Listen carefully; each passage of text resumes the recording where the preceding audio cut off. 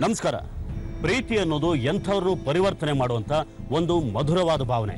ಆದರೆ ಪ್ರೀತಿಗೆ ವಿರುದ್ಧವಾದ ದ್ವೇಷಕ್ಕೆ ಕೆಲವೊಂದ್ಸಲ ಪ್ರೀತಿನೇ ಕಾರಣ ಆಗ್ಬಿಡುತ್ತೆ. ಅತಿಯಾದ್ರೆ ಅಮೃತನು ವಿಷ ಅನ್ನೋ ಹಾಗೆ ಪ್ರೀತಿಯ ಹುಚ್ಚು ಹೆಚ್ಚಾಗಿ ಮನಸ್ಸು ಕೆಡಿಸ್ಕೊಂಡವರ ಬದುಕು ದುರಂತ ಅಂತ್ಯ ಕಂಡಿರುವಂತ ಸಾಕಷ್ಟು ಉದಾಹರಣೆಗಳಿವೆ. ತಲೆ ಕೆಡಿಸ್ಕೊಂಡು ಸೈಕೋಪಾತ್ಗಳಾಗಿ ಹಲವಾರು ಜನ ಕಟಕರಾಗಿದ್ದಾರೆ. ಇಂಥದ್ದೇ ಒಂದು ಕಥೆನ ಇವತ್ತಿನ ಸಂಚಿಕೆಯಲ್ಲಿ ನಾವು ನಿಮ್ಗೆ ಹೇಳ್ತೀವಿ. ರಾಹುಲ್ ಮತ್ತು ಶಿಲ್ಪಾ ಒಬ್ರನ್ನೊಬ್ರು ಪ್ರೀತಿಸಿ ಮದುವೆ ಆಗಿರ್ತಾರೆ. ಚಿಕ್ಕ ವಯಸ್ಸಿಂದ ಸ್ನೇಹಿತೆಯರು ಮತ್ತು ತಂದೆ ತಾಯಿಯ ಅಕ್ಕರೆಯ ನಡುವೆ ಬೆಳೆದಿದ್ದ ಶಿಲ್ಪಾಳ ಮದುವೆಗೆ ಆಕೆಯ ತಂದೆ ತಾಯಿ ಯಾವುದೇ ವಿರೋಧ ವ್ಯಕ್ತಪಡಿಸೋದಿಲ್ಲ. ಆಕೆ ಇಷ್ಟಪಟ್ಟ ಹುಡುಗನಿಗೆ ಕೊಟ್ಟು ಮದುವೆ ಮಾಡಿರ್ತಾರೆ. ರಾಹುಲ್ ಯಾವುದೋ ಪ್ರೈವೇಟ್ ಕಂಪನಿಯಲ್ಲಿ ಉದ್ಯೋಗಿಯಾಗಿದ್ರೆ ಶಿಲ್ಪಾ ಗೃಹಿಣಿಯಾಗಿ ಸುಖವಾಗಿ ಸಂಸಾರ ನಡೆಸ್ತಿರ್ತಾರೆ. ಅವರ ಮದುವೆಯ ಮೊದಲನೇ ವಾರ್ಷಿಕೋತ್ಸವ ಬರುತ್ತೆ. ಅವರ ಮೊದಲ ವೆಡ್ಡಿಂಗ್ ಆನಿವರ್ಸರಿಗೆ ರಾಹುಲ್ ಮನೆಗೆ ಒಂದು ಸರ್ಪ್ರೈಸ್ ಗಿಫ್ಟ್ ಬರುತ್ತೆ. ಅಲ್ಲಿ ತನಕ ನೆಮ್ಮದಿಯಾಗಿದ್ದ ರಾಹುಲ್ ಬದುಕಿನಲ್ಲಿ ಒಂದು ದುರಂತ ನಡೆದು ಹೋಗುತ್ತೆ.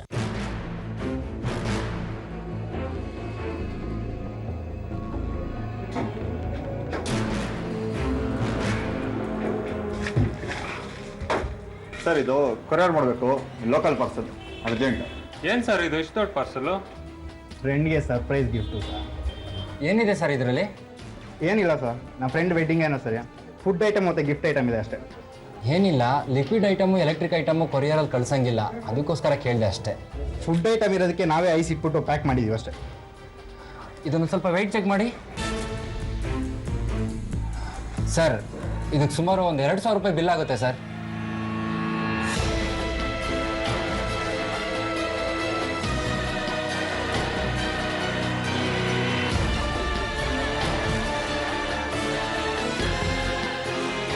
Thank you sir. ಸ್ವಲ್ಪ ಇದನ್ನ ಆದಷ್ಟು ಬೇಗ ಕಳಿಸ್ಕೊಟ್ಬಿಡಿ ಸರ್. ಹರೀಶ್, ಇದಕ್ಕೆ ಸ್ಟಿಕ್ಕರ್ ಹಾಕ್ಬಿಟ್ಟು ಆಟೋ ಬುಕ್ ಮಾಡಿ.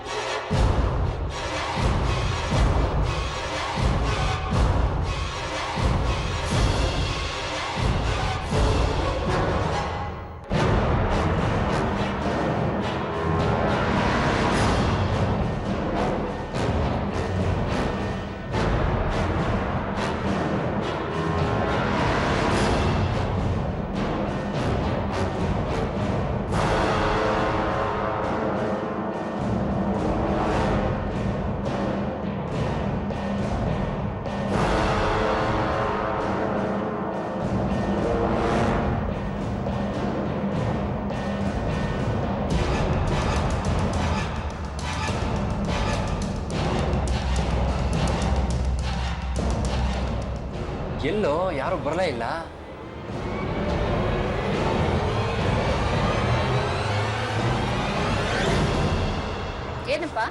ಏನಪ್ಪ ಅದು? ಕೊರಿಯರ್ ಮೇಡಮ್, ಈ ಮನೆಯವ್ರು ಯಾರು ಇಲ್ವಾ? ಇಲ್ಲ, ಅವ್ರ ಆಫೀಸ್ಗೆ ಹೋಗಿದ್ದಾರೆ ಅನ್ಸುತ್ತೆ. ಮೇಡಮ್, ಪಾರ್ಸಲ್ ಬಂದಿದೆ, ಇಲ್ಲೇ ಇಟ್ಟೋಗಿರ್ತೀವಿ. ಅವ್ರು ಬರೋವರೆಗೂ ಸ್ವಲ್ಪ ನೋಡ್ಕೊಂತೀರಾ? ಆಯ್ತಪ್ಪ, ಅವ್ರಿಗೊಂದ್ಸಲ ಫೋನ್ ಮಾಡಿ ವಿಷಯ ತಿಳಿಸ್ಬೇಕಲ್ಲ. ಸರಿ ಮೇಡಮ್, ಅವ್ರ ಕಾಂಟ್ಯಾಕ್ಟ್ ನಂಬರ್ ಕೊಡಿ. ಇರಪ್ಪ, ನಾನೇ ಡಯಲ್ ಮಾಡ್ಕೊಡ್ತೀನಿ.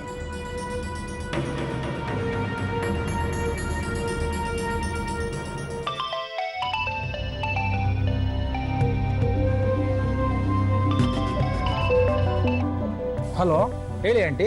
ಹಲೋ ರಾಹುಲ್, ಒಂದು ನಿಮಿಷ ಇರಪ್ಪ. Hello sir. ಹಾಂ ಸರ್, ನಿಮಗೊಂದು ಕೊರಿಯರ್ ಬಂದಿದೆ, ಇಲ್ಲೇ ನಿಮ್ಮ ಮನೆ ಹತ್ರ ಇಟ್ಟೋಗಿರ್ತೀವಿ ಸರ್. ಸರಿ, ಆಯಿತು. ನಮ್ಮ ಪಕ್ಕದ ಮನೆ ಆಂಟಿ ಹತ್ರ ಸೈನ್ ತೊಗೊಂಬಿಟ್ಟು ಅಲ್ಲಿ ಇಟ್ಬಿಟ್ಟು ಹೋಗಿ, ನಾನು ತೊಗೊತೀನಿ. Okay sir, thank you. Okay okay, ಆಯಿತು.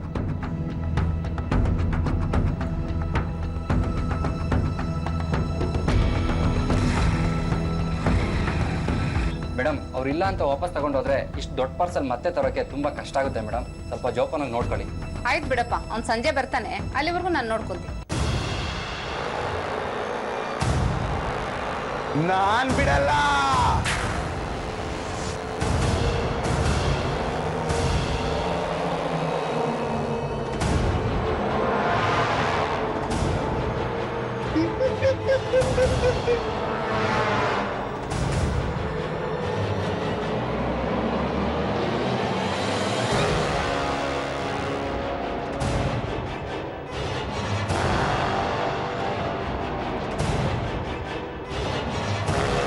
ನಾನ್ ಬಿಡಲ್ಲ. ಏ ರಮೇಶ ಹೋಗೋ. ಏಯ್ ಹೋಗೋ ಸುಮ್ಮನೆ. ಏಯ್ ಹೋಗೋ ಸುಮ್ಮನೆ ಹೋಗೋ. ನಾನ್ ಬಿಡಲ್ಲ. ಯಾರು ಮೇಡಮ್ ಅದು? ಅವ್ನು ಹುಚ್ಚ ಬಿಡಪ್ಪ. ಸರಿ ಮೇಡಮ್, ಪಾರ್ಸಲ್ ಹುಷಾರು. ಸರಿ ಬಿಡಪ್ಪ, ಅದು ಪಕ್ಕಕ್ಕೆ ಇಟ್ಬಿಡಿ, ನಾನು ನೋಡ್ಕೊಂಡು. ಸರಿ ಮೇಡಮ್.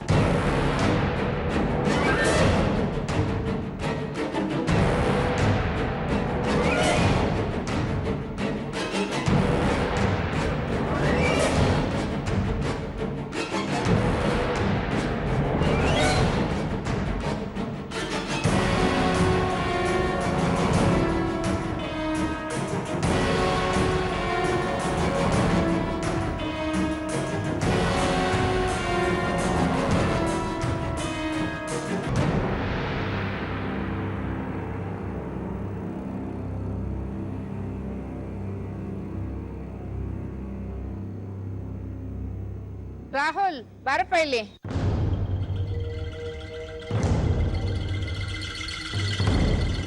ಏನಂಟಿ ಆಯ್ತಾ ಕಾಫಿ? ಆಯ್ತಪ್ಪ, ಮುಗಿತಾ ಇವತ್ತು ಡ್ಯೂಟಿ ನಿಂದು? ಹ್ಞೂ ಆಂಟಿ, ಮುಗೀತು ಕೆಲಸ ಇವತ್ತಿಗೆ. ಮತ್ತೆ ಯಾರು ನಿನ್ಗೆ ಅಷ್ಟು ದೊಡ್ಡ ಪಾರ್ಸಲ್ ಕಳಿಸಿದ್ದಾರೆ? ಆಂಟಿ ಬೆಳಿಗ್ಗೆ ಫೋನ್ ಮಾಡಿದ್ರಲ್ವ ನೀವು, ಯಾವುದೋ ಪಾರ್ಸಲ್ ಬಂದಿದೆ ಅಂತ. ಯಾರು ಕಳಿಸಿದ್ದಾರೆ ಅಂತ ಗೊತ್ತಿಲ್ಲ, ಇವಾಗ ಹೋಗ್ಬಿಟ್ಟು ನೋಡ್ಬೇಕಂಟಿ. ಸರಿ, ಅಲ್ಲಿ ಕಟ್ಟೆ ಮೇಲೆ ಇಟ್ಟಿದೆ, ನೋಡಿ ಎತ್ತಿಟ್ಕೊ. ಸರಿ ಆಂಟಿ, ಎತ್ತಿಟ್ಕೊಂತೀನಿ. ತುಂಬ ಥ್ಯಾಂಕ್ಸ್ ಆಂಟಿ. ಪರವಾಗಿಲ್ಲ ಬಿಡಪ್ಪ.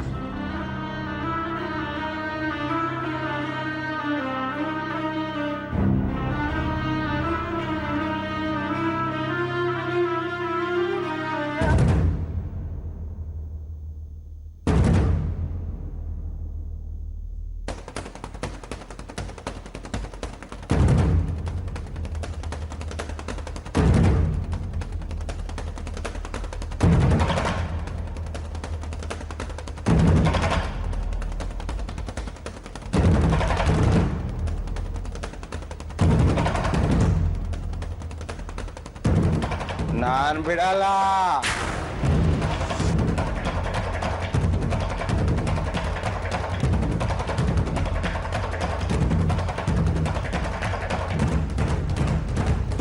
ನಾನ್ ಬಿಡಲ್ಲ. ನಾನು ಕೊಡಲ್ಲ. ಹೋಗೋ ಮನೆಗೆ ಹೋಗೋ. ನಾನ್ ಬಿಡಲ್ಲ. ಲೇ, ಅದು ನನಗೆ ಬಂದಿರೋ ಪಾರ್ಸಲ್ ಕಣೋ. ಹೋಗೋ ಮನೆಗೆ, ಹೋಗೋ. ಲೇ, ಹೊಡೆದ್ಬಿಡ್ತು. ಹೋಗೋ ಹೋಗೋ ಮನೆಗೆ.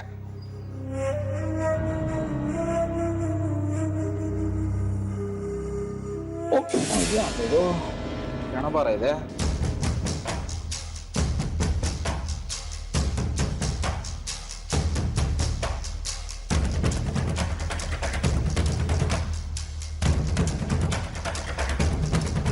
ಏನಪ್ಪ ಇಷ್ಟೊಂದು ಭಾರ ಇದೆ?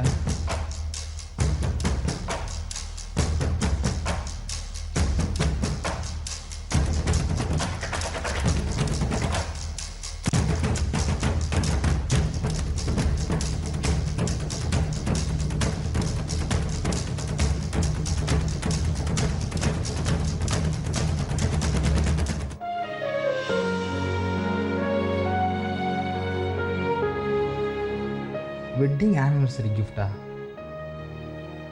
ಶಿಲ್ಪ ಬಂದ್ಮೇಲೆ ಓಪನ್ ಮಾಡೋಣ.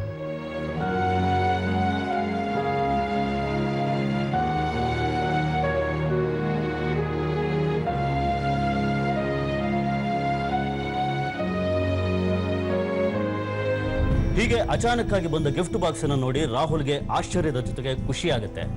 ಅಕ್ಕಪಕ್ಕದ ಮನೆಯವರಿಗೂ ಕುತೂಹಲ ಮೂಡುತ್ತೆ. ತನ್ನ ಮದುವೆಯ ಮೊದಲನೇ ವಾರ್ಷಿಕೋತ್ಸವಕ್ಕೆ ಬಂದ ಗಿಫ್ಟ್ ಅನ್ನ ತನ್ನ ಹೆಂಡತಿ ಬಂದ ಮೇಲೆ ನೋಡೋಣ ಅಂತ ರಾಹುಲ್ ಸುಮ್ಮನಾಗ್ತಾನೆ. ತನ್ನ ಹೆಂಡತಿಗೆ ಈ ವಿಷಯ ತಿಳಿಸೋದಕ್ಕೆ 3-4 ಸಲ ಆಕೆಗೆ ಕಾಲ್ ಮಾಡಿದ್ರು ಅದು ನಾಟ್ ರೀಚಬಲ್ ಅಂತ ಬರುತ್ತೆ. ಸಂಜೆ ತನ್ನ ಹೆಂಡತಿ ತನ್ನ ಸ್ನೇಹಿತರ ಮನೆಯಿಂದ ಮನೆಗೆ ಬಂದ ಮೇಲೆ ಗಿಫ್ಟ್ ಅನ್ನ ಓಪನ್ ಮಾಡಿ ನೋಡೋಣ ಅನ್ಕೊಂಡು ರಾಹುಲ್ ತನ್ನ ಕೆಲಸಕ್ಕೆ ಹೋಗ್ತಾನೆ.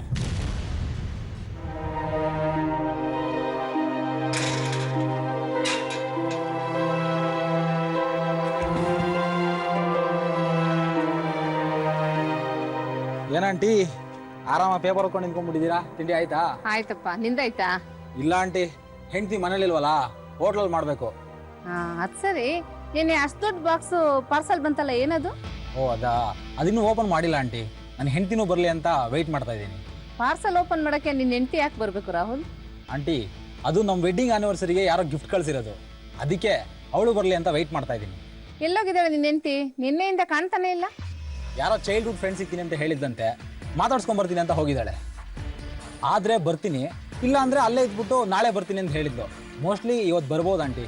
ಸರಿನಪ್ಪ, ಬಾಕ್ಸ್ ಓಪನ್ ಮಾಡಿದ್ಮೇಲೆ ಅದ್ರಲ್ಲಿ ಏನಿದೆ ಅಂತ ನನಗೂ ಹೇಳು. ಆಯ್ತಂಟಿ, ಹೇಳ್ತೀನಿ.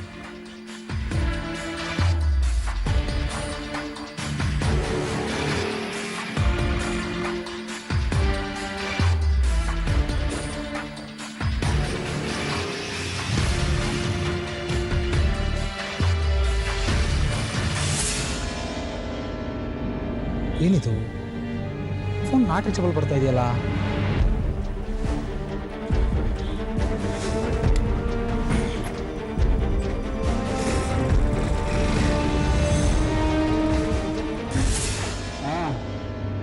ನೀವು ಹೇಳಿದ ಅಡ್ರೆಸ್ಗೆ ಪಕ್ಕ ಡೆಲಿವರಿ ಆಗಿದೆ.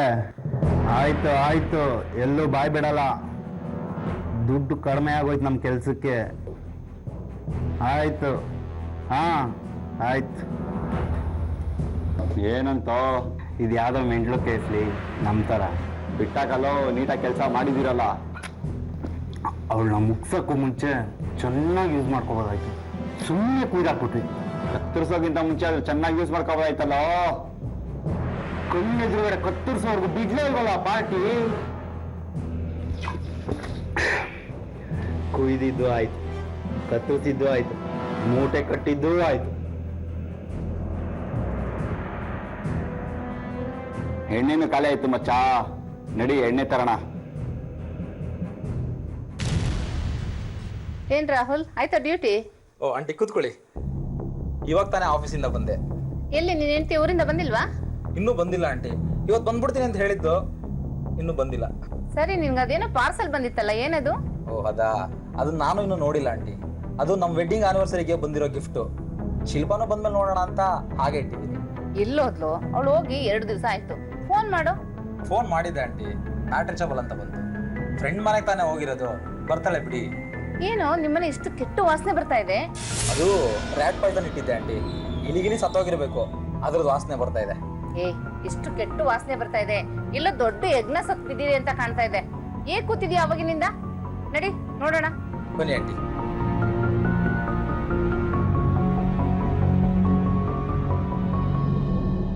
ಏನೋ ಇದು ಇಷ್ಟು ಕೆಟ್ಟ ವಾಸನೆ ಬರ್ತಾ ಇದೆ? ಹೌದಲ್ಲ ಆಂಟಿ? ಅಯ್ಯೋ, ಇಲ್ಲಿ ನೋಡು.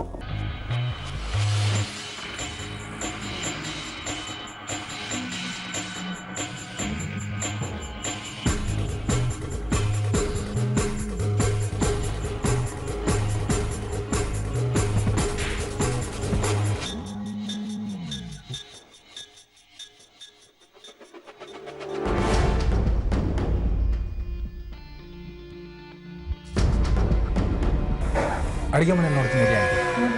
ಇಷ್ಟು ಕೆಟ್ಟ ವಾಸನೆ ಬರ್ತಾ ಇದೆಪ್ಪ.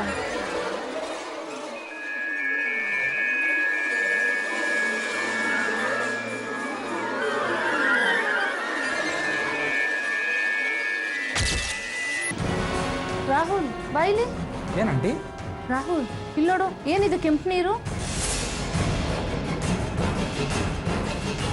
ಏನೇ ಇದು? ಗಿಫ್ಟ್ ಬಾಕ್ಸ್ ಇಂದ ಇಷ್ಟೊಂದು ಕೆಂಪು ನೀರು ಸೋರಿದೆ. ಅದೇ ಆಂಟಿ, ನನಗೂ ಗೊತ್ತಾಗ್ತಾ ಇಲ್ಲ. ಅದೇನಂತ ಓಪನ್ ಮಾಡಿ ನೋಡಪ್ಪ. ಆಂಟಿ, ಮೋಸ್ಟ್ಲಿ ಯಾರೋ ಫುಡ್ ಐಟಮ್ಸ್ ಕಳಿಸಿರ್ತಾರೆ, ಕೊಳ್ತೋಗ್ಬಿಟ್ಟು ನೀರು ಸೋರ್ತಾ ಇದೆ ಆಂಟಿ. ಯಾವುದಕ್ಕೂ ಒಂದ್ಸಲ ಆ ಬಾಕ್ಸ್ ಓಪನ್ ಮಾಡಿ ನೋಡಪ್ಪ. ಇಷ್ಟು ಕೆಟ್ಟ ವಾಸನೆ ಬರ್ತಾ ಇದೆ, ಈ ಬಾಕ್ಸಿಂದಾನೇ ಅನ್ಸುತ್ತೆ. ಅಂಥದ್ದೇನಿರಲ್ಲ ಬಿಡಿ ಆಂಟಿ, ನೀವ್ಯಾಕೆ ಗಾಬರಿ ಆಗ್ತೀರಾ? ನೀನು ಬಾಕ್ಸ್ ಓಪನ್ ಮಾಡಿ ನೋಡು. ನಿನ್ನ ಹೆಂಡತಿ ಬರೋವರೆಗೂ ಈ ಕೆಟ್ಟ ವಾಸನೆ ಕುಡ್ಕೊಂಡು ಹಂಗೆ ಇರ್ತೀಯಾ? ನಡಿ ನಡಿ, ಬಾ ಓಪನ್ ಮಾಡು.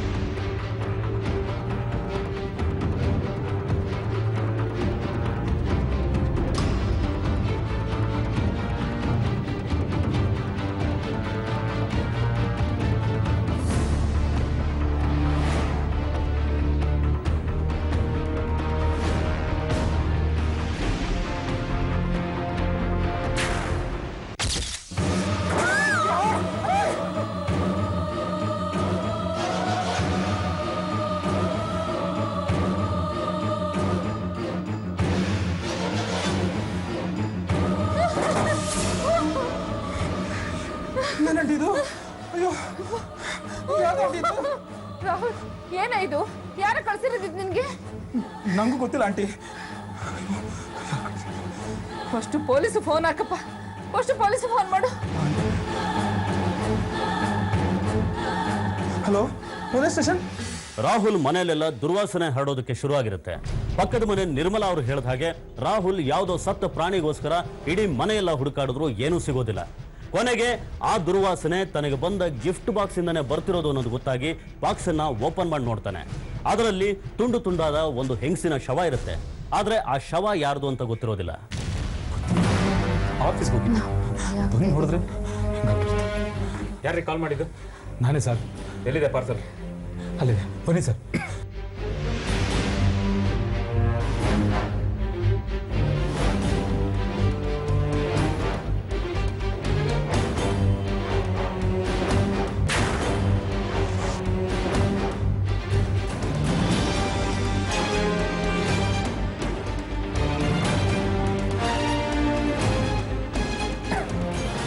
ರೀ ಸಾಗರ್, ಬಾಡಿ ಪೋಸ್ಟ್ ಮಾಡಮ್ ಕಳಿಸ್ರಿ.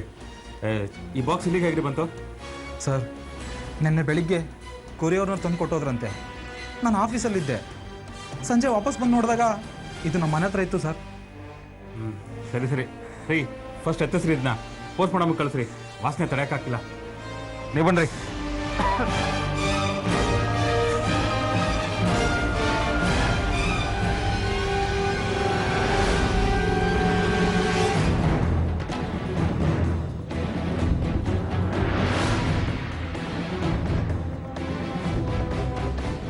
ನಿನ್ನೆ ಬೆಳಿಗ್ಗೆ ಸುಮಾರು ಒಂದು 11ರಿಂದ 12 ಗಂಟೆ ಟೈಮಲ್ಲಿ ಬಂದಿದೆ ಸರ್.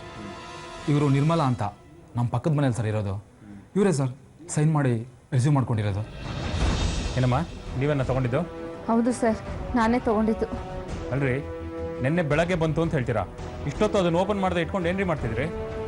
ಅದು ಬಾಡಿ ಅಂತ ಗೊತ್ತಾಗಿದ್ದೆ ಇವಾಗ ಸರ್. ನಾನು ವೆಡ್ಡಿಂಗ್ ಆನಿವರ್ಸರಿ ಗಿಫ್ಟ್ ಅಂತ ಅಂದ್ಕೊಂಡಿದ್ದೆ. ಅದು ಗಿಫ್ಟ್ ಬಾಕ್ಸ್ ಮೇಲೆ ಹ್ಯಾಪಿ ವೆಡ್ಡಿಂಗ್ ಆನಿವರ್ಸರಿ ಅಂತ ಸ್ಟಿಕ್ಕರ್ ಹಾಕಿದ್ರು ಸರ್. ನಾನು ನನ್ನ ಹೆಂಡತಿನೂ ಬಂದಮೇಲೆ ಓಪನ್ ಮಾಡಿ ನೋಡೋಣ ಅಂತ ಹಾಗೆ ಇಟ್ಟಿದ್ದೆ ಸರ್. ಹೆಂಡತಿ ಮನೇಲಿಲ್ವಾ? ಎಲ್ಲೋಗಿದ್ದಾರೆ ಅವರು? ಸರ್, ನಿನ್ನೆ ಅವಳ ಹಳೆ ಫ್ರೆಂಡ್ ಯಾರೋ ಫೋನ್ ಮಾಡಿದ್ದಾರೆ ಅಂತ ನೋಡ್ಕೊಂಬರ್ತೀನಿ ಅಂತ ಹೋದ್ಲು ಸರ್. ಇನ್ನೂ ಬಂದಿಲ್ಲ. ನಿನ್ನೆ ಹೋದವ್ರು ಇನ್ನೂ ಬಂದಿಲ್ವಾ? ಫೋನ್ ಮಾಡಿ ನೋಡ್ರಿ ಒಂದ್ಸಲಿ. ಫೋನ್ ಮಾಡಿದ್ದೆ ಸರ್, ಫೋನ್ ನಾಟ್ ರೀಚಬಲ್ ಅಂತ ಬಂತು. ಇನ್ನೇನು ಬರ್ಬೋದು ಸರ್. ಇನ್ನೊಂದು ಸರ್ತಿ ಫೋನ್ ಮಾಡಿ ನೋಡ್ರಿ, ಎಲ್ಲಿದ್ದಾರೆ ಅಂತ ಕೇಳಿ. ಇಂಥ ಕೇಸಲ್ಲಿ ಅವ್ರ ಎವಿಡೆನ್ಸ್ ತುಂಬ ಇಂಪಾರ್ಟೆಂಟ್ ಆಗುತ್ತೆ. ನಿನ್ನೆ ಸಂಜೆಯಿಂದ ಫೋನ್ ಮಾಡ್ತಾನೆ ಇದ್ದೀನಿ ಸರ್. ಫೋನು ನಾಟ್ ರೀಚಬಲ್ ಅಂತ ಬರ್ತಾ ಇದೆ. ಅಲ್ರಿ, ನಿಮ್ಮ ಹೆಂಡತಿ 2 ದಿವಸದಿಂದ ಮನೇಲಿ ಇಲ್ಲ ಅಂತೀರಾ. ಇಲ್ಲಿ ಯಾವುದೋ ಹೆಂಗಸಿನ ಬಾಡಿ ಪೀಸ್ ಪೀಸ್ ಆಗಿ ಬಿದ್ದಿದೆ. ಏನ್ರಿ ಇದ್ರ ಅರ್ಥ? ಗೊತ್ತಿಲ್ಲ ಸರ್. ಈ ಪಾರ್ಸಲ್ ಇಲ್ಲಿಗೆ ಯಾಕೆ ಬಂತು, ಯಾರು ಕಳಿಸಿದ್ರು ನನಗೇನು ಅರ್ಥನೇ ಆಗ್ತಾಯಿಲ್ಲ ಸರ್. ಸರಿ, ಪೋಸ್ಟ್ ಮಾರ್ಟಮ್ ಆಗೋದ್ರೊಳಗೆ ನಿಮ್ಮ ಹೆಂಡತಿ ಮನೆಗೆ ಬಂದರೆ ನಮಗೆ ತಿಳಿಸಿ. ಇಲ್ಲಾಂದರೆ ನೀವು ಆಸ್ಪತ್ರೆಗೆ ಬಂದು ಬಾಡಿ ಐಡೆಂಟಿಫೈ ಮಾಡಬೇಕಾಗುತ್ತೆ.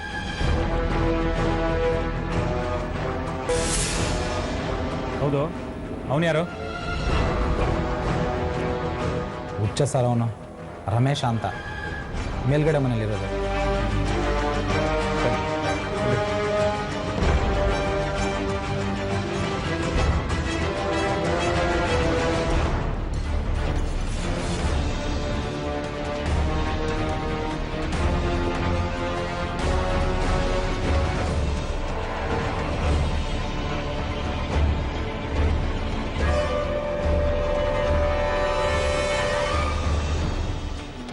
ನಮಸ್ತೆ ಸರ್.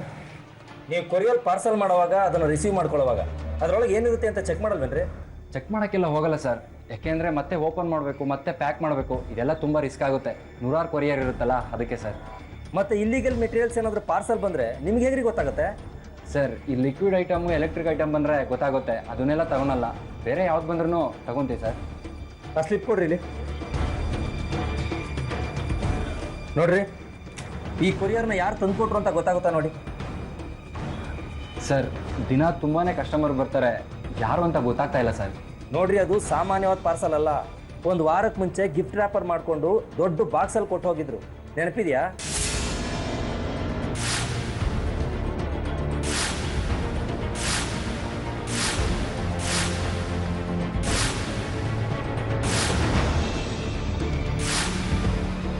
ಸರ್, ನೆನಪಾಯ್ತು. ಅಷ್ಟು ವೆಯ್ಟ್ ಇರೋದು, ಅಷ್ಟು ದೊಡ್ಡ ಬಾಕ್ಸ್ನ ಅದೇ ಫಸ್ಟ್ ಟೈಮ್ ಸರ್ ನಾನು ರಿಸೀವ್ ಮಾಡ್ಕೊಂಡಿರೋದು. ಅದನ್ನು ತಗೊಂಡು ಇಬ್ರು ಹುಡುಗರು ಬಂದಿದ್ರು ಸರ್. ಏನಂತ ಬುಕ್ ಮಾಡಿದ್ರು ಅದನ್ನು? ವೆಡ್ಡಿಂಗ್ ಆನಿವರ್ಸರಿಗೆ ಸರ್ಪ್ರೈಸ್ ಗಿಫ್ಟ್ ಅಂತ ಬುಕ್ ಮಾಡಿದ್ರು ಸರ್. ಒಳಗಡೆ ಫುಡ್ ಐಟಮ್ಸು ಮತ್ತು ಸ್ಪೆಷಲ್ ಐಟಮ್ಸ್ ಇದೆ ಅಂತ ಹೇಳಿದರು, ಅದಕ್ಕೆ ತಗೊಂಡ್ವಿ ಸರ್. ನೋಡೋದಕ್ಕೆ ಹೇಗಿದ್ರು? ಸರ್ ನೋಡೋಕ್ಕೂ ತುಂಬ ವಿಚಿತ್ರವಾಗಿದ್ದರು ಸರ್. ಸುಮಾರು 20ರಿಂದ 25 ವರ್ಷ ಇರ್ಬೋದು ಸರ್ ಇಬ್ಬರು ಹುಡುಗರಿಗೂ. ನೋಡ್ರಿ, ಆರ್ಟಿಸ್ಟ್ನ ಕರೆಸಿ ಇವ್ರು ಹೇಳೋ ಥರ ಸ್ಕೆಚ್ ಮಾಡಿಸಿ. ನೀವು ಸ್ಟೇಷನ್ಗೆ ಬರಬೇಕಾಗುತ್ತೆ ರೀ. ಸರಿ ಸರ್, ಬರ್ತೀನಿ. ಏನು ವಿಷಯ ಸರ್? ಸ್ಟೇಷನ್ಗೆ ಬನ್ನಿ, ಹೇಳ್ತೀವಿ. ಸರಿ ಸರ್.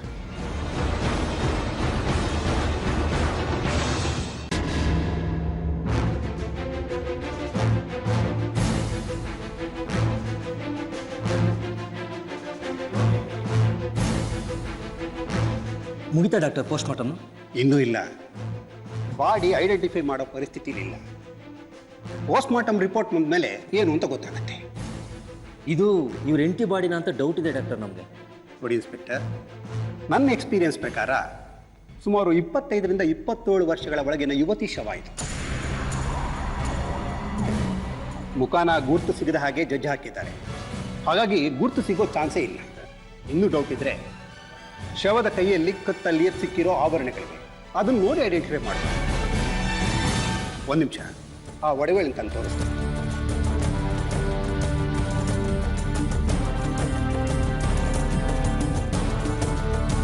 ನೋಡಿ ನೋಡ್ರಿ, ಇದು ನಿಮ್ಮ ಮಿಸ್ಸಸ್ ದೇನ ಅಂತ ಐಡೆಂಟಿಫೈ ಮಾಡಿ.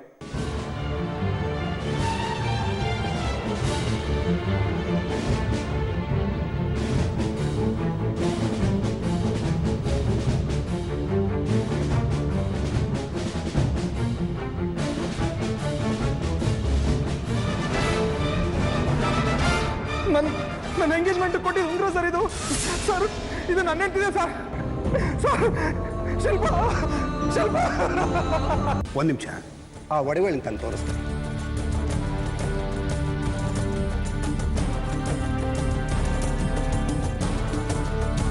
ನೋಡಿ ನೋಡ್ರಿ, ಇದು ನಿಮ್ಮ ಮಿಸ್ಸಸ್ ದೇನ ಅಂತ ಐಡೆಂಟಿಫೈ ಮಾಡಿ.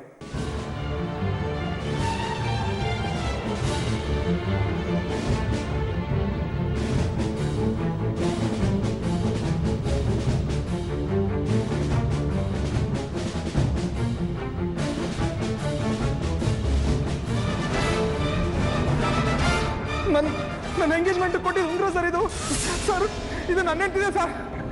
ಸರ್, ಶಿಲ್ಪ ಶಿಲ್ಪ.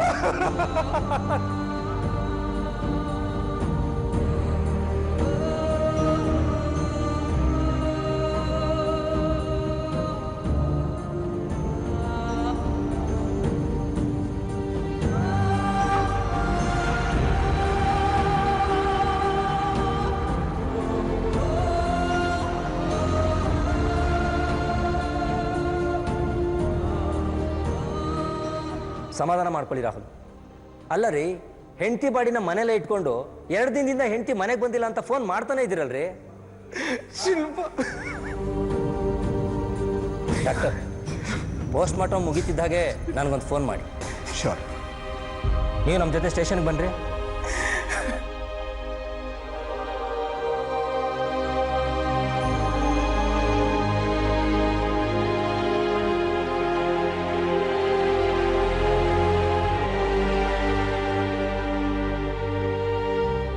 ಮೊದಲನೇ ವರ್ಷದ ವಾರ್ಷಿಕೋತ್ಸವಕ್ಕೆ ಬಂದ ಗಿಫ್ಟ್ ಬಾಕ್ಸ್ನಲ್ಲಿ ತನ್ನದೇ ಹೆಂಡತಿಯ ತುಂಡು ಮಾಡಲ್ಪಟ್ಟ ಶವ ಇತ್ತು ಅನ್ನೋದನ್ನ ರಾಹುಲ್ ಜೀರ್ಣಿಸ್ಕೊಳ್ಳೋದಕ್ಕಾಗೋದಿಲ್ಲ. ಶಿಲ್ಪ ಶವ ನೋಡಿದ ಪೊಲೀಸರು ದಂಗಾಗಿ ಹೋಗ್ತಾರೆ. ಇದು ರಾಹುಲ್ ಮೇಲೆ ದ್ವೇಷ ಇರುವಂಥ ಯಾರೋ ವಿಕೃತ ಮನಸ್ಸಿನವರ ಕೃತ್ಯ ಅನ್ನೋದು ಮೇಲ್ನೋಟಕ್ಕೆ ಗೊತ್ತಾದರೂ ಹೀಗೆ ಶವನ ತುಂಡು ತುಂಡು ಮಾಡಿ ಕೊರಿಯರ್ ಮೂಲಕ ಕಳಿಸಿದ್ರಿಂದ ಇದು ಯಾರೋ ರಾಹುಲ್ ಪರಿಚಯದವರ ಕೃತ್ಯ ಅಂತ ಪೊಲೀಸರು ನಿರ್ಧರಿಸ್ತಾರೆ.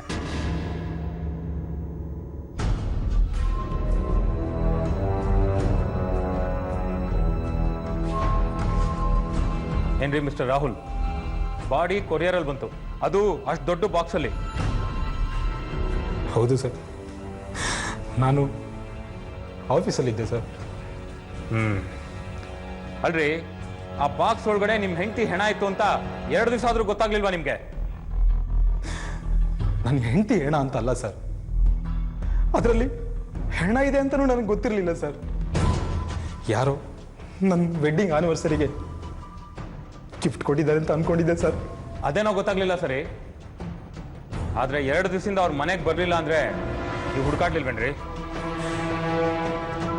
ಫ್ರೆಂಡ್ ಮನೆಗೆ ಹೋಗ್ತೀನಿ, ಆದರೆ ಬರ್ತೀನಿ, ಇಲ್ಲ ಅಂದರೆ ಅಲ್ಲೇ ಇದ್ಬಿಟ್ಟು ನಾಳೆ ಬರ್ತೀನಿ ಅಂತ ಹೇಳಿದ್ವಿ. ಅದಕ್ಕೆ ನಾನು ಜಾಸ್ತಿ ತಲೆ ಕೆಡಿಸ್ಕೊಳ್ಳೋಕೆ ಹೋಗಲಿಲ್ಲ ಸರ್. ಯಾರು ಫ್ರೆಂಡ್ ಅಂದರೆ? ಗೊತ್ತಿಲ್ಲ ಸರ್, ಆ ಫ್ರೆಂಡ್ ಯಾರು ಅಂತ ನಾನು ಕೇಳೋಕ್ಕೂ ಹೋಗಲಿಲ್ಲ ಸರ್. ನಿಮ್ಮ ಹೆಂಡತಿ ಫ್ರೆಂಡ್ ಯಾರು ಅಂತ ನಿಮಗೆ ಗೊತ್ತಿಲ್ವೇನ್ರಿ? ಇಲ್ಲ ಸರ್, ಆ ಫ್ರೆಂಡ್ ಯಾರು ಏನು ಕೇಳಿಲ್ಲ ಸರ್ ನಾನು.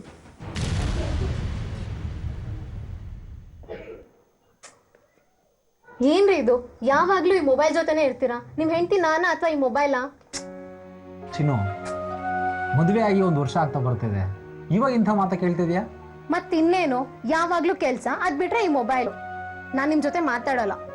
ಸಾರಿ ಚಿನ್ನು, ಎಮರ್ಜೆನ್ಸಿ ಇತ್ತು, ಟೆಕ್ಸ್ಟ್ ಮಾಡ್ತಾ ಇದ್ದೆ. ಹಾಂ, ಇನ್ನು 2 ದಿನದಲ್ಲಿ ನಮ್ಮ ಮ್ಯಾರೇಜ್ ಆನಿವರ್ಸರಿ ಇದೆಯಲ್ವಾ, ಎಲ್ಲಿ ಹೋಗೋಣ? ಸರಿ, ಎಲ್ಲಿಗೆ ಹೋಗ್ಬೇಕು ಅಂತ ಆಮೇಲೆ ಹೇಳ್ತೀನಿ. ಮೊದಲು ನೀವು ನನಗೆ ಏನ್ ಗಿಫ್ಟ್ ಕೊಡ್ತಿದ್ದೀರಾ ಅಂತ ಹೇಳಿ. ಅದನ್ನ ಸಸ್ಪೆನ್ಸ್ ಆಗಿಟ್ಟಿರ್ತೀನಿ, ಹೀಗೆ ಹೇಳಲ್ಲ. ನೀನು ಶಾಕ್ ಆಗಬೇಕು ಅಂತ ಗಿಫ್ಟ್ ಕೊಡ್ತೀನಿ. ನಾನು ನಿಮ್ಗೆ 1 ಅಲ್ಲ 2 ಗಿಫ್ಟ್ ರೆಡಿ ಮಾಡಿದ್ದೀನಿ. ನಾಳೆ ನನ್ನ ಕ್ಲೋಸ್ ಫ್ರೆಂಡ್ ಸಿಗ್ತಾ ಇದ್ದಾಳೆ. ನಾವಿಬ್ರು ಓದಿದ್ದು ಬೆಳೆದಿದ್ದು ಎಲ್ಲ ಒಟ್ಟಿಗೆನೆ. ನಾಳೆ ನಿಮಗೆ ಅವಳನ್ನ ಪರಿಚಯ ಮಾಡಿಸ್ತೀನಿ. ಇನ್ನೊಂದು ನಿಮಗೆ ಶಾಕ್ ಆಗಬೇಕು ಅಂತ ನ್ಯೂಸ್ ಕೊಡ್ತೀನಿ. ಆದರೆ ಅದನ್ನ ನಾನು ಇವಾಗ ಹೇಳಲ್ಲ, ನಾಳೆನೇ ಹೇಳ್ತೀನಿ. ಆಯ್ತಮ್ಮ, ನಿನ್ನಿಷ್ಟ.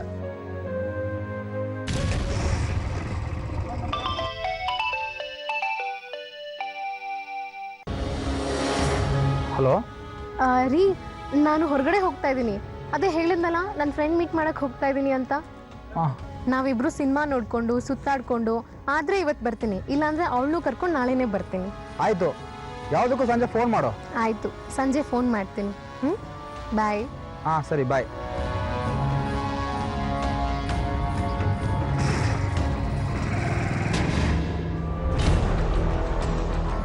ಫ್ರೆಂಡ್ ಅಂದ್ರೆ ಯಾರು ಮಿಸ್ಟರ್ ರಾಹುಲ್? ಹುಡುಗನ ಹುಡುಗಿನ? ಫ್ರೆಂಡ್ ಯಾರು ಅಂತ ನಾನು ಕೇಳಲಿಲ್ಲ ಸರ್. ಯಾರೋ ಹಳೆ ಫ್ರೆಂಡು ಹೋಗ್ಬಿಟ್ಟು ಬರ್ತೀನಿ ಅಂತ ಹೇಳಿದ್ರು ಸರ್. ಅಲ್ರಿ, ನಿಮ್ಮ ಹೆಂಡತಿ ಅವ್ರ ಫ್ರೆಂಡ್ ಬಗ್ಗೆ ನಿಮ್ಗೆ ಯಾವತ್ತೂ ಹೇಳೇ ಇಲ್ವಾ? ಇಲ್ಲ ಸರ್, ಯಾರೋ ಹಳೆ ಫ್ರೆಂಡ್ ಸಿಗ್ತಾ ಇದ್ದಾರೆ, ಅವ್ರ ಜೊತೆ ಹೋಗ್ಬಿಟ್ಟು ಫಿಲಿಮ್ ನೋಡ್ಕೊಂಡು ಬರ್ತೀನಿ ಅಂತ ಹೇಳಿದ್ದು ಅಷ್ಟೇ ಸರ್.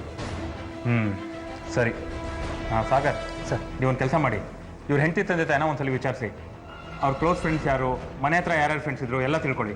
ಹಾಗೆ ಪೋಸ್ಟ್ಮಾರ್ಟಮ್ ರಿಪೋರ್ಟ್ನು ತರಿಸ್ಕೊಳ್ಳಿ. ಸರಿ, ನೀವಿನ್ನು ಹೊರಡಿ. ನಾವು ಹೇಳಿ ಕಳಿಸಿದಾಗ ಸ್ಟೇಷನ್ಗೆ ಬರಬೇಕಾಗುತ್ತೆ.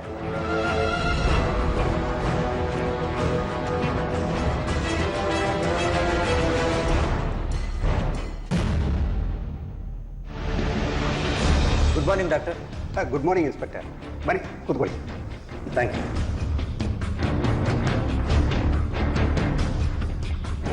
ಶಿಲ್ಪಾ ಪೋಸ್ಟ್ಮಾರ್ಟಮ್ ರಿಪೋರ್ಟ್ ರೆಡಿ ಇದೆಯಾ ಡಾಕ್ಟರ್? ಹಾಂ, ರೆಡಿ ಇದೆ.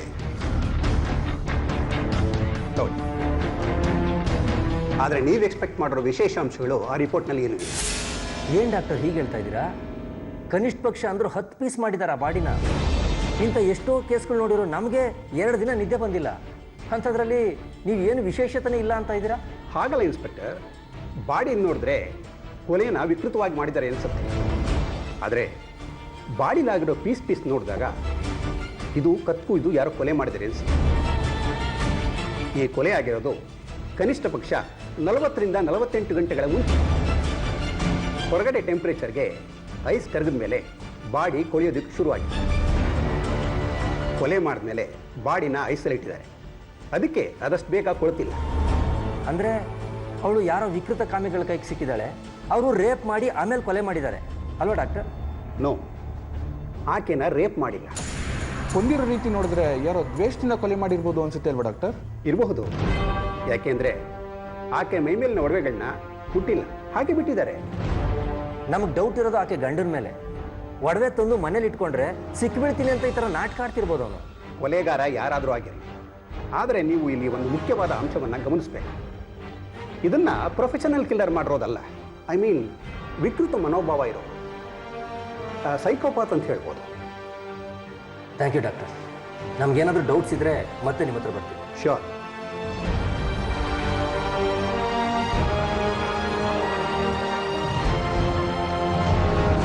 ತನ್ನ ಸ್ನೇಹಿತನ ನೋಡೋದಕ್ಕೆ ಹೋದ ಶಿಲ್ಪ ಯಾವುದೋ ವಿಕೃತ ಕಾಮಿಗಳ ಕೈಗೆ ಸಿಕ್ಕಿ ಅತ್ಯಾಚಾರಕ್ಕೀಡಾಗಿ ಕೊಲೆಯಾಗಿದ್ದಾಳೆ ಅಂತ ಪೊಲೀಸರು ಅಂದ್ಕೊಂಡಿರ್ತಾರೆ. ಆದರೆ ಪೋಸ್ಟ್ ಮಾರ್ಟಮ್ ರಿಪೋರ್ಟ್ನಲ್ಲಿ ಶಿಲ್ಪ ಮೇಲೆ ಅತ್ಯಾಚಾರವಾಗಲಿ ಅಥವಾ ಯಾವುದೇ ವಿಕೃತ ಕೃತ್ಯವಾಗಲಿ ನಡೆದಿಲ್ಲ ಅನ್ನೋದು ತಿಳಿದು ಬರುತ್ತೆ. ಪೊಲೀಸರಿಗೆ ಮೊದಲು ಅನುಮಾನ ಹುಟ್ಟೋದು ಆಕೆಯ ಗಂಡ ರಾಹುಲ್ ಮೇಲೆ. 2 ದಿನ ಆದರೂ ತನಗೆ ಕೊರಿಯರ್ನಲ್ಲಿ ಬಂದ ಗಿಫ್ಟ್ ಬಾಕ್ಸ್ನ ಯಾಕೆ ಓಪನ್ ಮಾಡಿ ನೋಡಲಿಲ್ಲ ಅನ್ನೋದು ಈ ಅನುಮಾನಕ್ಕೆ ಕಾರಣ ಆಗುತ್ತೆ. ಆಕೆಯ ಸಂಬಂಧಿಕರ ಮತ್ತು ಪೊಲೀಸರ ದಾರಿ ತಪ್ಪಿಸೋದಕ್ಕೆ ಈ ರೀತಿಯ ಪ್ಲಾನ್ ಮಾಡಿರಬೇಕು ಅಂದ್ಕೊಂಡು ಪೊಲೀಸರು ರಾಹುಲ್ ಹಿಂದೆ ಬೀಳ್ತಾರೆ.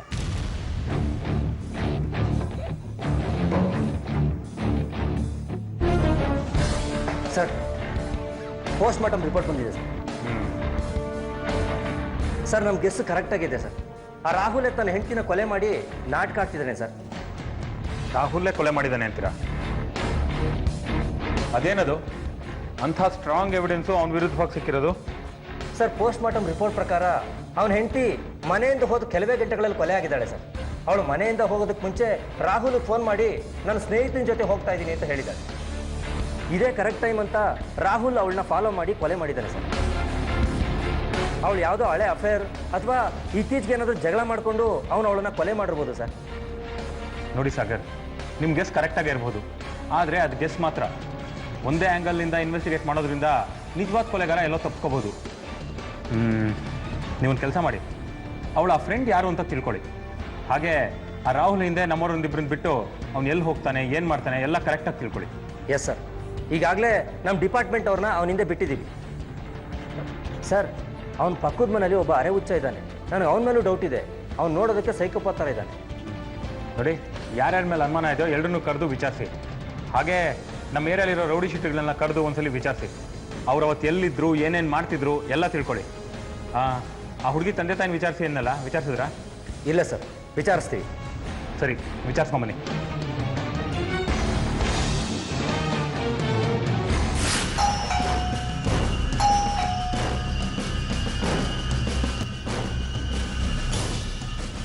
ನಮಸ್ಕಾರ ಸರ್. ನನ್ನ ಮಗಳನ್ನ ಕೊಂದಿದ್ದು ಯಾರು ಅಂತ ಗೊತ್ತಾಯ್ತಾ ಸರ್? ಇನ್ನೂ ಇಲ್ಲ ಸರ್, ನಾವು ತನಿಖೆ ಮಾಡ್ತಾ ಇದ್ದೀವಿ. ನಿಮ್ಮ ಮಗಳ ಬಗ್ಗೆ ಕೆಲವು ಮಾಹಿತಿ ಬೇಕಾಗಿತ್ತಲ್ಲ? ಕೇಳಿ ಸರ್. ಮೊದಲಿಗೆ ನಿಮ್ಮ ಅಳಿಯನ ಬಗ್ಗೆ ಹೇಳಿ. ಅವ್ರು ನಿಮ್ಮ ಮಗಳನ್ನ ಹೇಗೆ ನೋಡ್ಕೋತಾ ಇದ್ರು? ತುಂಬ ಒಳ್ಳೆ ಮನುಷ್ಯ ಸರ್. ಒಂದ್ಸಲ ಯಾವುದೋ ಸಣ್ಣ ಪುಟ್ಟ ವಿಷಯಕ್ಕೆ ಜಗಳಾಡ್ಕೊಂಡಿದ್ರು ಸರ್. ನಮ್ಮ ಅಳಿಯನ ಫ್ರೆಂಡು ಯಾರೋ ಒಬ್ಬರು ಫೋನ್ ಮಾಡಿದ್ರಂತೆ. ಆ ವಿಷಯಕ್ಕೆ ಇವಳು ಅವ್ರ ಹತ್ರ ಜಗಳಾಡ್ಕೊಂಡಿದ್ಲು. ಅದನ್ನು ನಮ್ಮ ಹತ್ರನೇ ಬಂದು ಹೇಳಿದ್ಲು. ಬರೀ ಫೋನ್ ಮಾಡಿದ ವಿಷಯಕ್ಕೆ ಜಗಳ ಆಗಿತ್ತಾ? ಆಗಲ್ಲ ಸರ್, ನಮ್ಮ ಅಳಿಯಂದ್ರಿಗೆ ಯಾರೋ ಒಬ್ಬಳು ದಿನ ರಾತ್ರಿ ಫೋನ್ ಮಾಡ್ತಾ ಇದ್ಲಂತೆ. ಹೊತ್ತೊತ್ತಲ್ಲಿ ಅವಳು ಯಾಕೆ ಫೋನ್ ಮಾಡ್ದು ಅಂತ ನಮ್ಮ ಮಗಳು ಜಗಳ ಮಾಡಿದ್ಲಂತೆ ಸರ್. ಈ ಜಗಳದ ವಿಷಯಕ್ಕೆ ನಿಮ್ಮ ಅಳಿಯಂದ್ರೆ ಏನಾದರೂ ಕೊಲೆ ಮಾಡಿಸಿರ್ಬೋದು ಅಂತ ನಿಮ್ಗೇನಾದರೂ ಅನುಮಾನ ಇದೆಯಾ? ಅಯ್ಯೋ, ಅಳಿಯಂದ್ರು ಕೊಲೆ ಮಾಡಿದ್ದಾರೆ ಅಂತ ನಾವು ಹೇಳ್ತಾ ಇಲ್ಲ ಸರ್. ಅವರು ಜಗಳ ಆಡ್ಕೊಂಡಿದ್ದಾರೆ ಅಂತ ಹೇಳಿದ್ವಿ ಅಷ್ಟೇ. ಕೊಲೆಗಾರ ಯಾರೇ ಆಗಿದ್ರು ಸರಿ ಸರ್, ಅವ್ನಿಗೆ ಸರಿಯಾದ ಶಿಕ್ಷೆ ಆಗಲೇಬೇಕು. ಸರಿನಮ್ಮ.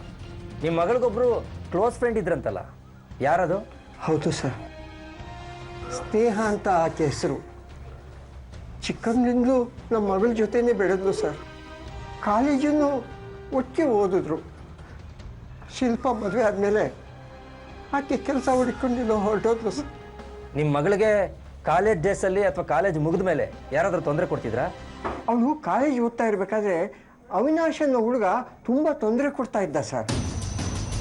ನಮ್ಮ ಮಗಳು ಮನೆ ಬಿಟ್ಟು ಹೊರಟ್ರೆ ಸಾಕು ಸರ್, ಹಿಂದೆ ಮುಂದೆ ಓಡಾಡಿಕೊಂಡು ತುಂಬ ತೊಂದರೆ ಕೊಡ್ತಾ ಇದ್ದ. ಇದನ್ನು ನಾವು ಪ್ರಿನ್ಸಿಪಾಲ್ಗೂ ಕಂಪ್ಲೇಂಟ್ ಕೊಟ್ಟಿದ್ವಿ ಸರ್. ನೆನ್ಪಿಟ್ಕೊ, ಯಾರು ಬರಲ್ಲ, ಖಾಲಿ ಇರುತ್ತೆ. ನನ್ನ ಗಾಡೀಲಿ ಒಂದು ಸೀಟ್ ಖಾಲಿ ಇದೆ, ಯಾರು ಬರ್ತೀರಾ? ಯಾರು ಬರಲ್ಲ, ಆ ಸೀಟ್ ಖಾಲಿನೇ ಇರುತ್ತೆ. ಸುಮ್ಮನೆ ಹೋಗ್ತಾ ಇರು. ನಾನು ಇನ್ನೆಲ್ಲ ಕರೆದಿದ್ದು, ಹೋಗ್ತಾ ಇರೋ. ಹಳ್ಳಿ ಮುಡಿಸ್ಕೋತೀಯ ನನ್ನ ಕೈಲಿ, ಸುಮ್ಮನೆ ಹೊರಡು. ಸ್ನೇಹ, ಆ ತಲಹರಟೆ ಹತ್ರ ನಿಂಗೇನು ಮಾತು? ಸುಮ್ಮನಿರು, ಸುಮ್ಮನೆ ನೀನಿನ್ನೂ ಇಲ್ಲೇ ಇದೆಯಾ? ಹೋಗೋ. ಸುಮ್ಮನೆ ಇರ್ತೀಯಾ? ಶಿಲ್ಪ, ನೀನ್ ಬಾ, ಡ್ರಾಪ್ ಮಾಡ್ತೀನಿ. ಸುಮ್ಮನೆ ಬಿಸಿಲಲ್ಲಿ ನಡ್ಕೊಂಡು ಹೋಗ್ತೀಯಾ? ಸ್ನೇಹ ಹೇಳಿದ್ ಕೇಳಿಸ್ಲಿಲ್ವಾ? ಸುಮ್ಮನೆ ಯಾಕೆ ಬೈಸ್ಕೋತೀಯಾ? ಹೋಗು. ನೀನ್ ಬಿಸಿಲಲ್ಲಿ ನಡೀದನ್ನ ನೋಡಕ್ ಆಗಲ್ಲ ಶಿಲ್ಪ. ಯಾಕೆ? ಯಾಕೆ ಅಂದ್ರೆ ನೀನು ಲವ್ ಮಾಡ್ತಾ ಇದೀನಿ, ನಿನ್ ಮದ್ವೆ ಆಗೋದು ನಾನೇ.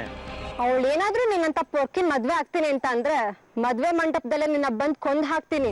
ಅವಳನ್ನ ಮದ್ವೆ ಆಗ್ತೀನಿ ಅಂದ್ರೆ ನಿಂಗೆ ಯಾಕೆ ಸಿಟ್ಟು? ಬಿಡು, ನಿನ್ನೆ ಮದ್ವೆ ಆಗ್ತೀನಿ. ನಿಮ್ ಮನೆಗ್ ಬಂದು ಹೆಣ್ ಕೇಳ್ತೀನಿ, ಎಕ್ಸಾಮ್ ಮುಗಿಲಿ. ನೀನಂತ ನಾಯಿನ ಯಾರೋ ಮದ್ವೆ ಆಗ್ತಾರೆ? ಮುಖ ನೋಡ್ಕೊಂಡಿದ್ಯಾ? ನೋಡು, ಹೇಳ್ತಾ ಇದೀನಿ ಕೇಳು. ನಾನಂತೂ ನಿನ್ನ ಮದ್ವೆ ಆಗಲ್ಲ, ಸುಮ್ಮನೆ ನಮ್ಮಿಂದ ಸುತ್ತಬೇಡ. ನನ್ನ ಮದ್ವೆ ಆಗಿಲ್ಲ ಅಂದ್ರೆ ಬೇರೆಯವನ್ನ ಮದ್ವೆ ಆಗ್ತ್ಯಾ? ಅದ್ ಹೆಂಗ್ ಬೇರೆ ಮದ್ವೆ ಆಗ್ತ್ಯಾ? ನಾನು ನೋಡ್ತೀನಿ. ನಾನು ಯಾರನ್ನಾದ್ರೂ ಮದ್ವೆ ಆಗ್ತೀನಿ, ನಿನಗೆ ಯಾಕೆ? ಸುಮ್ಮನೆ ಹಿಂದೆ ಮುಂದೆ ನಾಯಿ ತರ ಅಲಿತಾ ಇರ್ಬೇಡ. ಏಯ್, ಏನ್ ನಾಯಿ ಅಂತೆಲ್ಲ ಮಾತಾಡ್ತಾ ಇದ್ಯಾ? ಏನೋ ಚೆನ್ನಾಗಿದ್ಯಾ ಅಂತ ಲವ್ ಮಾಡಿದ್ರೆ ಬೇಜಾನ್ ಕೊಪ್ ತೋರಿಸ್ತಾ ಇದ್ಯಾ? ನಾಯಿ ಅಲ್ಲ, ಕತ್ತೆ ಗೂಬೆ ಅಂತಾನೂ ಅಂತೀನಿ. ಅದೇನ್ ಮಾಡ್ಕೋತೀಯೋ ಮಾಡ್ಕೋ, ಬಾರೆ ಹೋಗೋಣ.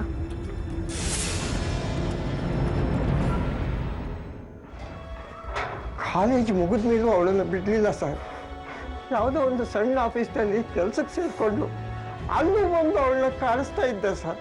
ಅವನ ಹೆಸರೇನಂದ್ರೆ? ಅವಿನಾಶ್ ಅಂತ ಸರ್. ಅವಿನಾಶ್ ಏನು ಕೆಲಸ ಮಾಡ್ಕೊಂಡಿದ್ದಾನ ಅವನು? ಈಗ ಯಾವುದೋ ಒಂದು ಮೆಡಿಕಲ್ ಕಂಪ್ನಿನಲ್ಲಿ ಕೆಲಸ ಮಾಡ್ಕೊಂಡಿದ್ದಾನಂತೆ ಸರ್. ಅವನು ಊರಿನಲ್ಲಿ ಇಲ್ದಾಗ ನಮ್ಮ ಮಗಳು ಮದುವೆ ಮಾಡಿಬಿಟ್ವಿ. ಈಗ ಅವನ ಕಾಟ ಇಲ್ಲ ಸರ್. ಹೀಗೆ ಶಿಲ್ಪಾಳ ಕೊಲೆಯ ಜಾಡನ್ನ ಹಿಡಿದು ಹೊರಟ ಪೊಲೀಸರಿಗೆ ಯಾವುದೇ ಸುಳಿವು ಸಿಗದೇ ಇದ್ದಾಗ ಶಿಲ್ಪಾಳ ತಂದೆ ತಾಯಿನ ವಿಚಾರಿಸ್ತಾರೆ. ಆದರೆ ಬಾಲ್ಯದಲ್ಲಿ ಶಿಲ್ಪ ಎಲ್ಲ ಹುಡುಗಿಯರ ಹಾಗೆ ಸಾಮಾನ್ಯವಾಗಿದ್ದು ಪೊಲೀಸರು ಸಂಶಯ ಪಡುವಂಥ ಯಾವುದೇ ವಿಷಯಗಳು ಸಿಗೋದಿಲ್ಲ. ಶಿಲ್ಪಾಳ ಬಾಲ್ಯ ಸ್ನೇಹಿತೆ ಸ್ನೇಹ ಸಿಕ್ಕಿದ್ರೆ ಏನಾದರೂ ಸುಳಿವು ಸಿಗಬಹುದು ಅಂತ ಪೊಲೀಸರಿಗನ್ಸುತ್ತೆ. ಶಿಲ್ಪ ಕಾಲೇಜಿನಲ್ಲಿ ಓದ್ತಿರುವಾಗ ಅವಿನಾಶ್ ಅನ್ನೋ ಹುಡುಗ ಶಿಲ್ಪಾನ ಮದುವೆ ಆಗುವಂಥ ಪೀಡಿಸ್ತಿದ್ದ ಅನ್ನೋ ವಿಚಾರ ಪೊಲೀಸರಿಗೆ ತಿಳಿದು ಬರುತ್ತೆ. ಆದರೆ ಯಾವಾಗಲೂ ಶಿಲ್ಪ ಹಿಂದೆ ಇದ್ದ ಅವಿನಾಶ್ ಶಿಲ್ಪಾಗೆ ಮದುವೆಯಾಗಿ 1 ವರ್ಷದ ನಂತರ ಬಂದು ಆಕೆನ ಕೊಲೆ ಮಾಡಿರೋ ಸಾಧ್ಯತೆ ಇರಲ್ಲ ಅಂತ ಪೊಲೀಸರು ನಿರ್ಧರಿಸ್ತಾರೆ. ಹಾಗಾದರೆ ನಿಜವಾದ ಅಪರಾಧಿ ಯಾರು? ಶಿಲ್ಪಾನ ಯಾರು ಯಾವ ಕಾರಣಕ್ಕೋಸ್ಕರ ಕೊಂದರು ಅನ್ನೋದನ್ನ ನಾಳಿನ ಸಂಚಿಕೆಯಲ್ಲಿ ನೋಡಿ. ಅಲ್ಲಿ ತನಕ ನೀವು ಸುರಕ್ಷಿತವಾಗಿರಿ ಅಂತ ಹೇಳ್ತಾ ಇವತ್ತಿನ ಸಂಚಿಕೆನ ಇಲ್ಲಿಗೆ ಮುಗಿಸ್ತಾ ಇದ್ದೀವಿ. ನಾವು ಕತೆ ಹೇಳ್ತೀವಿ, ನೀವೆಚ್ಚರವಾಗಿ.